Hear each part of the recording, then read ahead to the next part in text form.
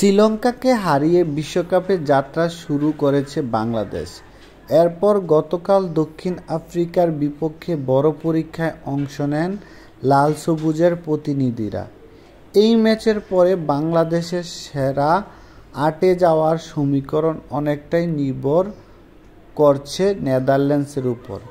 আগামী ১৩ জুন রাত ৮:৩০টায় ওয়েস্ট ইন্ডিজের সেন্ট ভিনসেন্টে অবস্থিত আর্সেনাল ভেন্যু গ্রাউন্ডের মাঠে নামবে নাজমুল হোসেন শান্তরা।